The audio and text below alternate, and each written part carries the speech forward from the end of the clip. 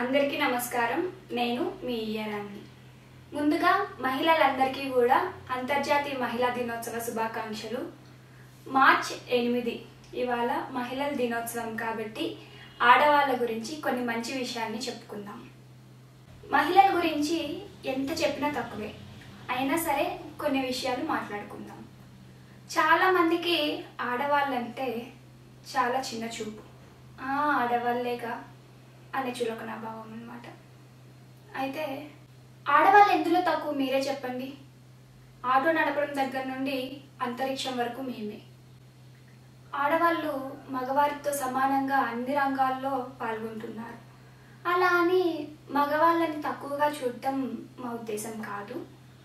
ఆడవాళ్ళని చులకనగా చూడొద్దు అని మాత్రమే చెప్తున్నాం.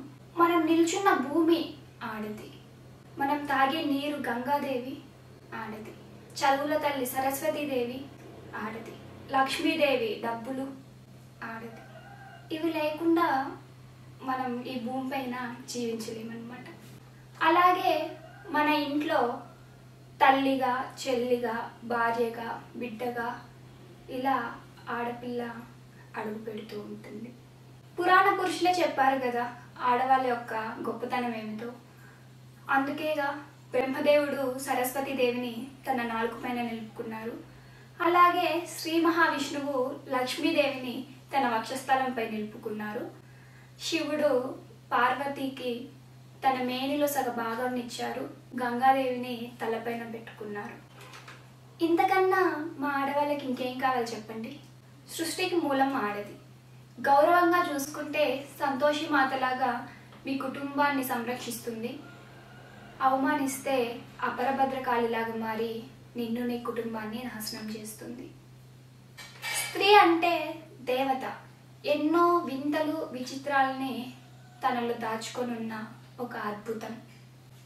స్త్రీని అర్థం చేసుకోవడానికి ప్రయత్నించండి.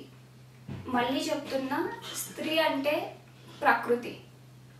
ప్రకృతిని అవమానిస్తే ప్రళయం సంభవిస్తుంది.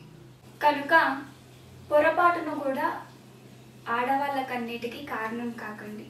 ఎందుకంటే ఒకప్పుడు ఒక ఆడరాని కన్నీటి వల్ల రామరావణ యుద్ధం జరిగి రావణాసుర నరకానికి కారణమైంది. అలాగే ఒక స్త్రీ ఏడుపు వల్ల కురుక్షేత్ర సంగ్రామం జరిగి కౌరవుల నాశనానికి కారణమైంది. కాబట్టి పొరపాటున కూడా ఆడవాళ్ళని గౌరవించకపోయినా పర్లేదు, అవమానించకండి. మరొకసారి మహిళలందరికీ నా హృదయపూర్వక మహిళా దినోత్సవ శుభాకాంక్షలు తెలుపుకుంటున్నాను. ధన్యవాదములు.